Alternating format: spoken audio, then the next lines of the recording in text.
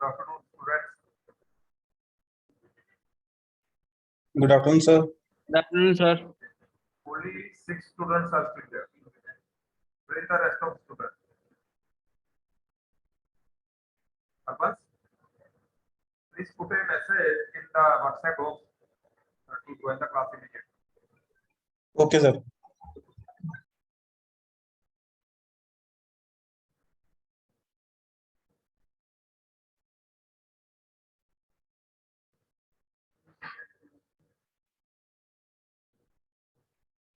आवाज कैसे आ रही है सर? आवाज नहीं आ रही है? आ रही है सर, पर मतलब क्लियर कैसा सर? Clear नहीं है? इको जैसा आ रहा है ओके, और बोर्ड अब बताना मुझे आवाज कैसी है। अब देखो, अभी वैसे ही आ रही है। so beta today I am going to explain this expansion devices. Expansion devices.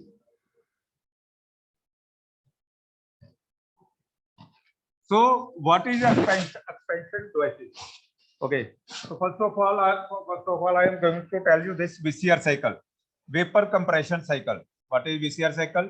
In which low pressure vapor from air, low pressure vapor is coming from your evaporator. So this is your evaporator.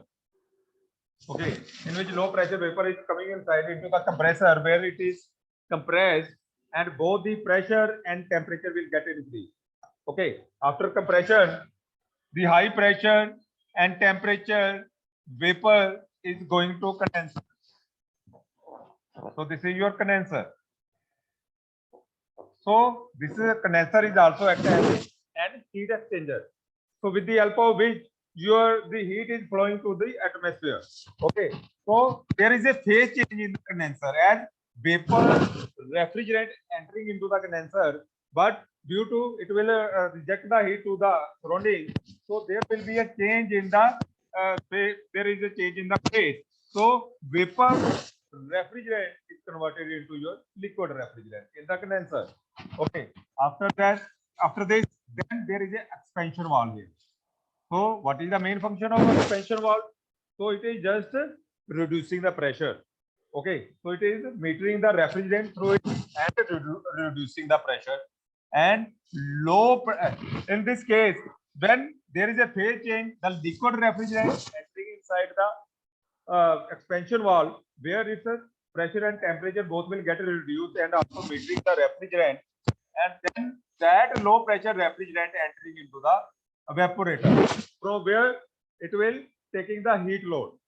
Okay, so when liquid refrigerant entering into the evaporator, from where it will taking the heat load, then that liquid again converted it into vapor. So again and again how the cycle is going to repeat. Okay, so expansion valve here. So we have different type of expansion valve. Number one, we have hand operated expansion valve is there.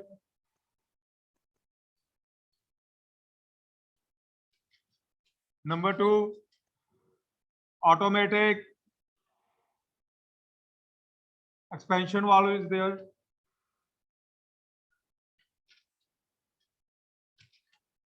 Number three, we have thermostatic expansion valve is there.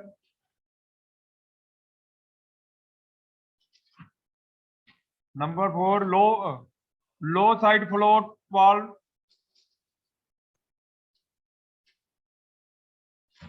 Number five, high side float valve.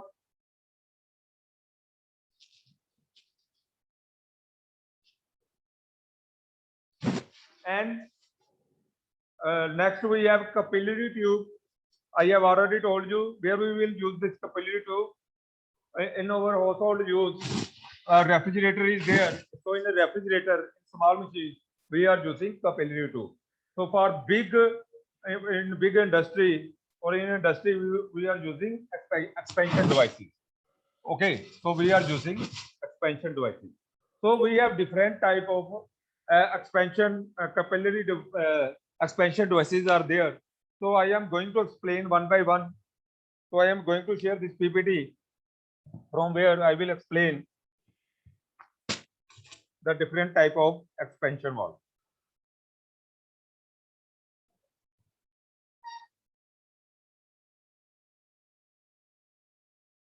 So beta, look at here. Is this PPT visible to everybody? No, sir. Why are once you are every time you saying no? So the Varsha? screen is not shared. Okay. Again, I am going to share it. Very good. Now tell me, Pravans. Yes, sir. Now it is visible. Oh, thank you. Okay, expansion devices. So look at here, the basic function of an expansion device used in refrigeration system are to reduce the pressure from the condenser pressure to evaporator pressure. So its main function is to reduce the pressure from condenser pressure to the evaporator pressure, and it is also used to control and supply of liquid to the evaporator at control rate. Okay, so this determine the efficiency with which evaporated surface is utilized. So it also controls the mass flow rate of refrigerant according to the load on the evaporator and decrease the pressure and temperature of flowing refrigerant. So I have already explained this. What is the main function of expansion devices? So when it is when your refrigerant in liquid form is passing through your expansion devices, then its pressure and temperature both will get reduced. And it is also used to metering the refrigerant through it and supply the low pressure refrigerant to the evaporator. Okay. So next, different type, I have already told you, capillary tube. Number two, we have this automatic expansion valve. Number three, we have this thermostatic expansion valve. And number four, we have hand operated expansion valve also there. Number five, we have float type expansion valve. Under float type expansion valve, we have high side float valve, and number two, low side float valve are also there. Okay, so what is capillary tube? So capillary tube commonly used as throttling device. Okay, capillary tube is made of copper tube with a very small internal diameter. So it is very long length and it is coiled to several turns so that it would occupy less space. Okay, so you can see when you will go home, then you can see this capillary tube on the back side of your refrigerator. Then you will see the copper tube of a very small internal diameter and coiled of several turns. You will see at the back side of your refrigerator at home.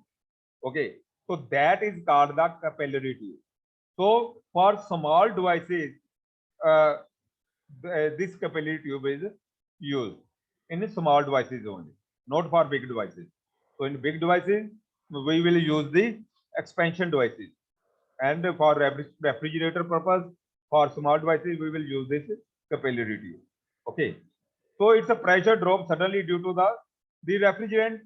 So the main function, when the refrigerant coming from the condenser and entering into the capillary tube, it's a pressure drop down suddenly due to very small diameter of the capillary tube.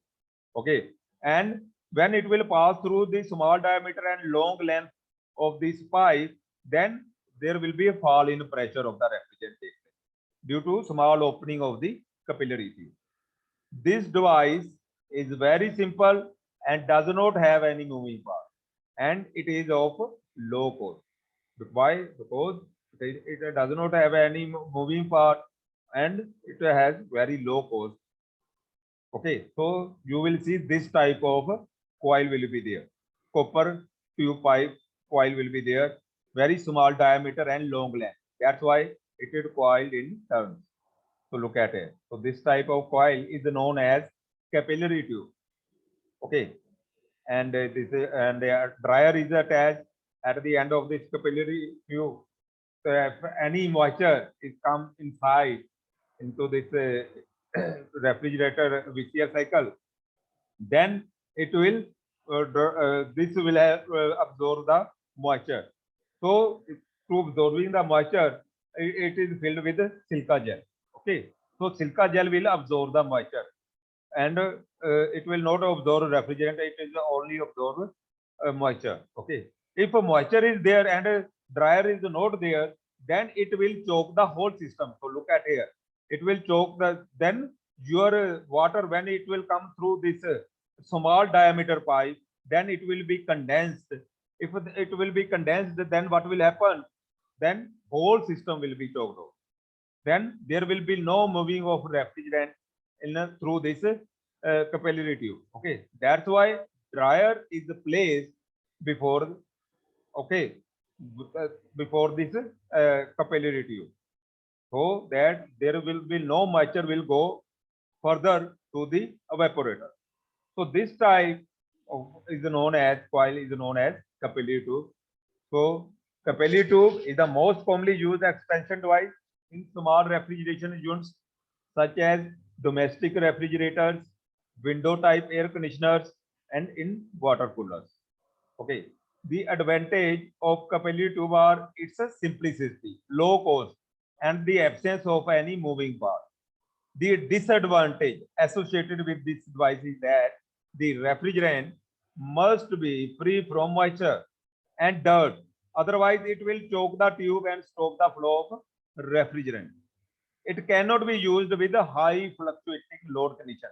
Okay, so it cannot be used there in the big industries where the load is fluctuating at very high speed. Okay, so it is so that it is commonly used in our refrigerator or window type AC or in water cooler. Okay, next we have automatic expansion valve. So what is automatic expansion valve? The work in a response to the pressure change in the evaporator due to increase in the load, pressure increase or decrease in load, pressure decrease. When there is a both pressure increase or decrease, why pressure increase or decrease? It will depend upon the load. When the load increases, it will also increase the pressure. When load decreases, it will also decrease the pressure. So the valve maintain a constant pressure throughout the varying load. So this automatic expansion valve maintain a constant pressure. Okay. When load is varying, then it will flow more. If a load is more, then it will flow more refrigerant in the evaporator.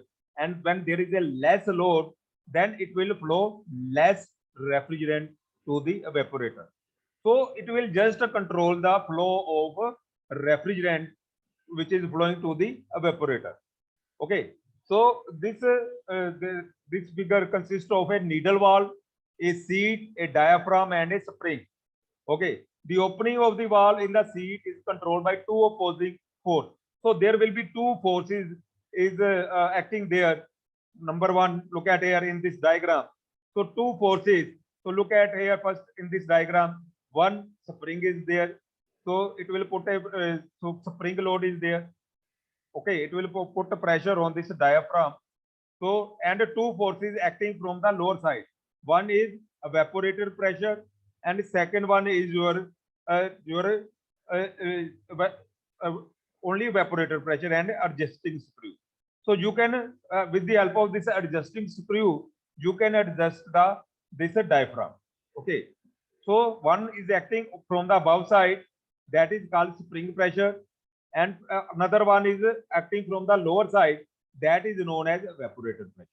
So from lower side, look at here, one strainer is there, which is not any foreign particle, it will not allow to entering inside this automatic expansion valve. Okay. So from lower side, look at here, the liquid refrigerant is coming inside. Okay.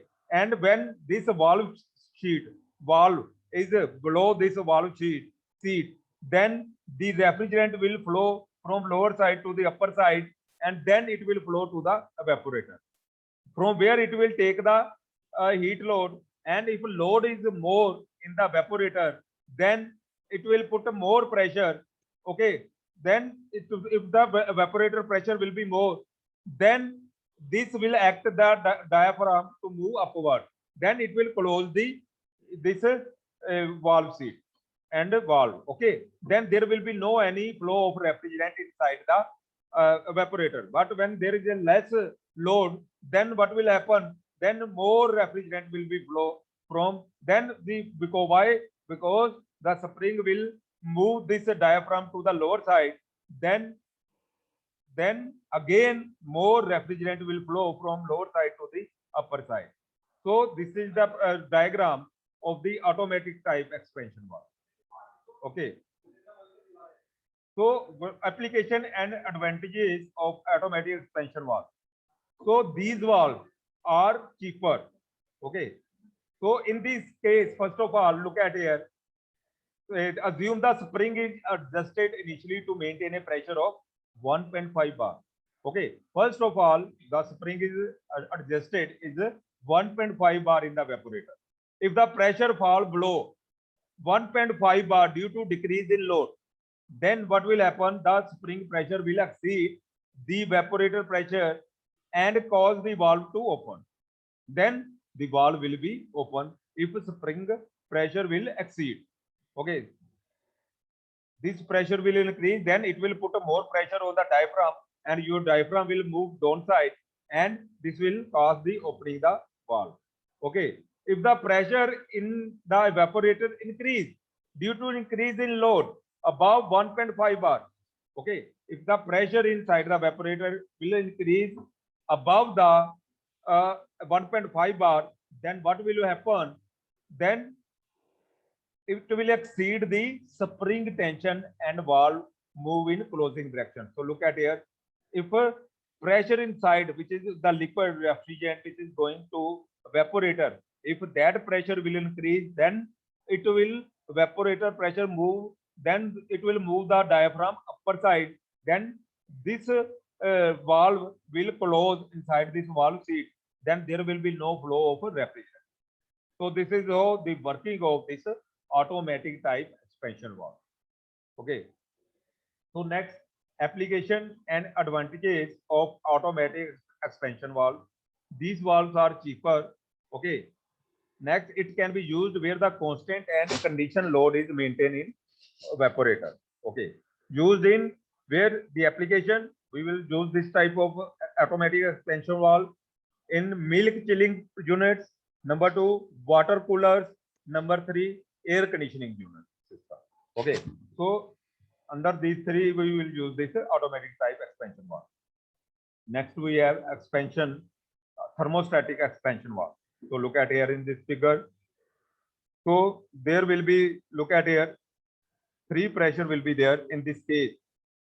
1 filler bulb is there in which refrigerant also included in this filler bulb, and this is the evaporator.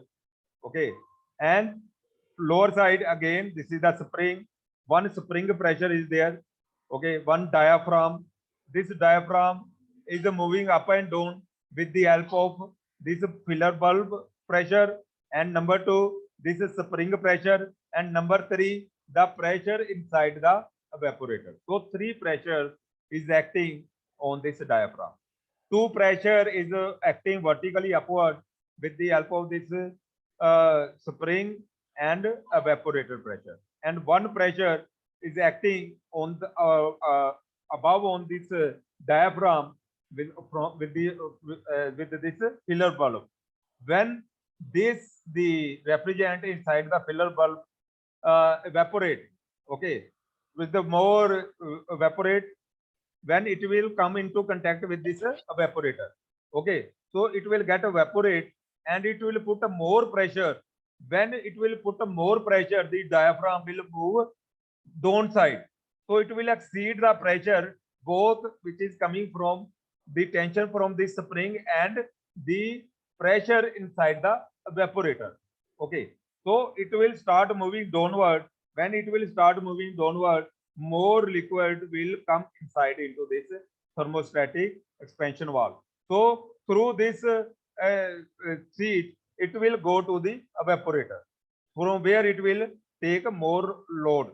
So it is totally depend upon load. If load is more, then your refrigerant is totally converted into vapor, and that high pressure and temperature vapor when it comes into contact with this filler bulb, it will increase the temperature of filler bulb, and the refrigerant which is already present inside the filler bulb get vaporized.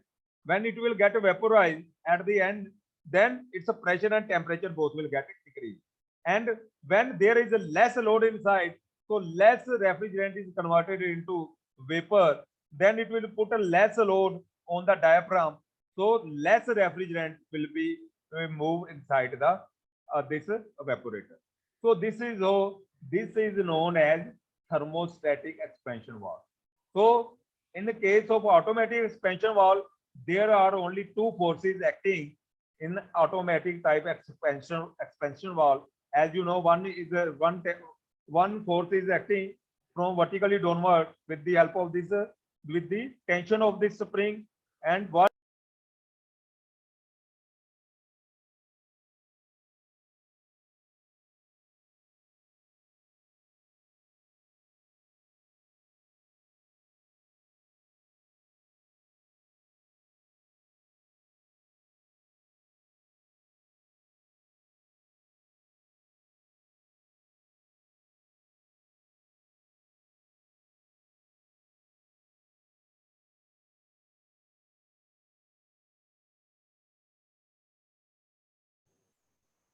so better look at here in this thermostatic expansion valve.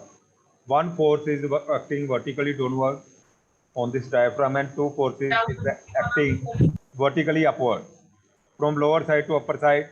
One force is with the tension in this spring, and one is pressure inside the evaporator. So there is two pressure.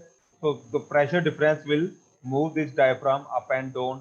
If load is higher in evaporator, then it will put more pressure on diaphragm, and more liquid will flow from lower side to the evaporator. If load is less in evaporator, then it will put a less low pressure load on the diaphragm, and less valve will be open, and less refrigerant will move to the evaporator. This is all the working of this thermostatic type expansion valve.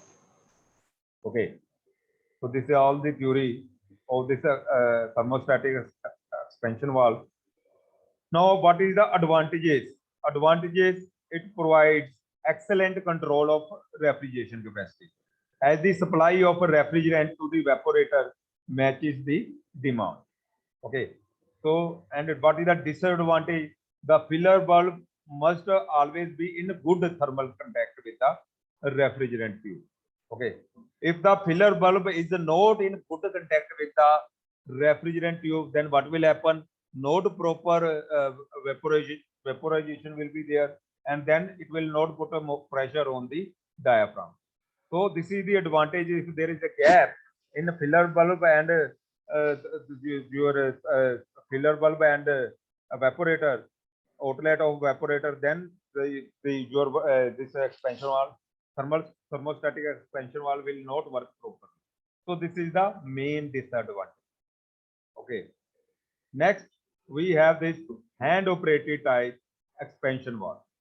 So hand operated type expansion valve, look at here.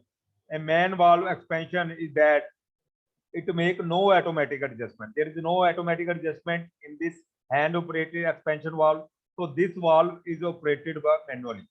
Okay, with the changing the cooling load. So it must be open or closed manually each time you change the load on the system. Equipment operator must be on hand at each change on the load on the system when automatic control is.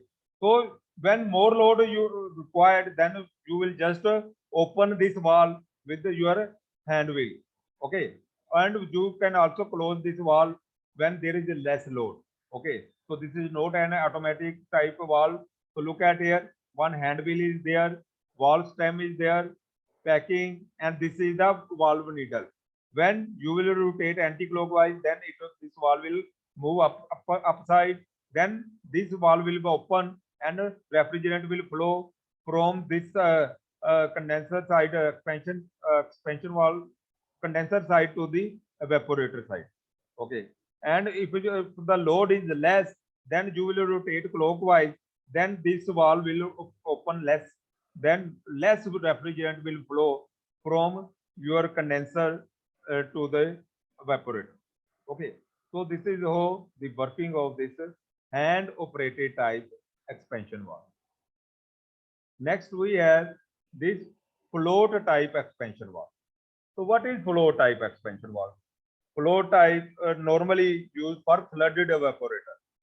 Evaporator, so it is mostly used in evaporator, this type of expansion valve, in a largely capacity refrigeration system, where the capacity of the system is very, very large.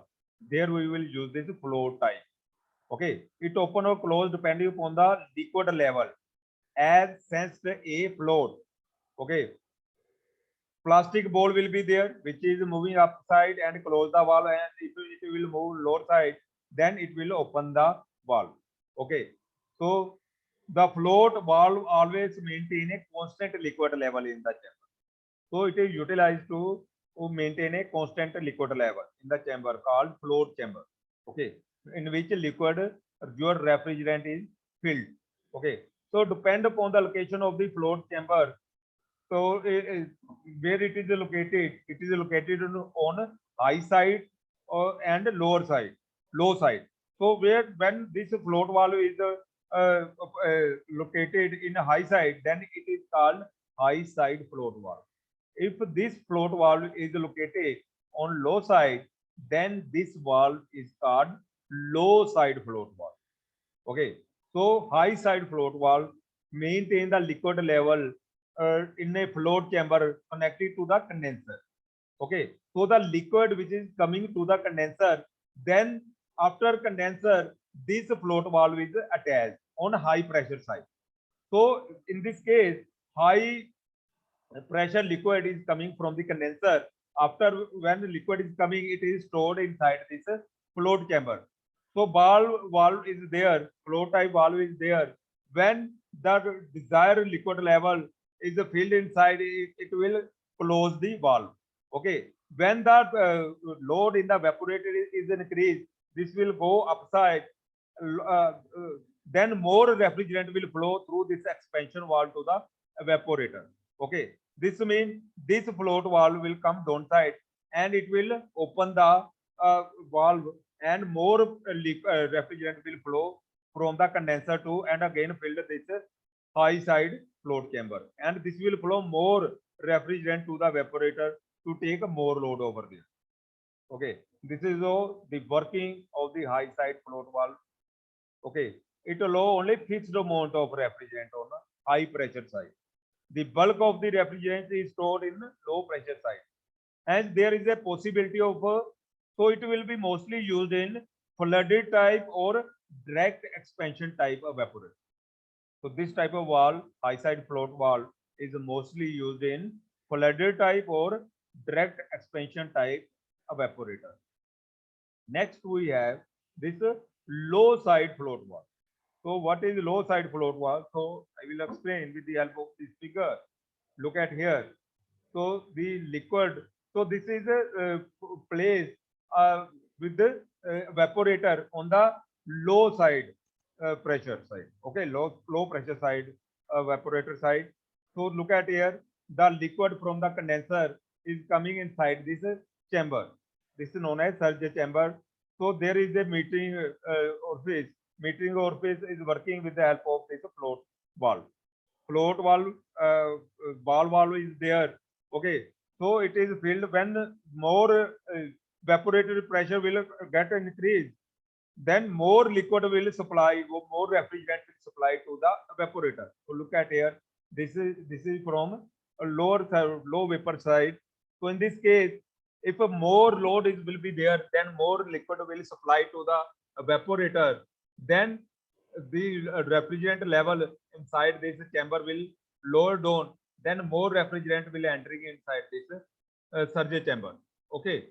Then this after this, when it will getting the load, then the vapor is converted into vapor. So look at here, the red line, when the vapor is converted into liquid, refrigerant is converted into vapor, then it will moving upward. So look at here, this red area is your refrigerant is in the shape of vapor, and this vapor refrigerant then again supplied to the compressor. So this type of float valve mainly depend upon the load. Okay, so when there is more load, then more refrigerant will flow. Okay, so it will on the lower side liquid refrigerant is there, it is supplied to the evaporator, and when it will converted into vapor refrigerant, then the red portion area shows that the refrigerant is in vapor form, and this vapor form refrigerant then supplied to the compressor. So look at here in this figure, this vapor refrigerant will supply to the compressor. So this vapor refrigerant of a low pressure refrigerant is supplied to the compressor. So this is also placed on the lower side. So this is known as low side float valve. Okay, so this is all about the different type of expansion valve. I have already explained to you. So look at here. So these are the different type of expansion valve.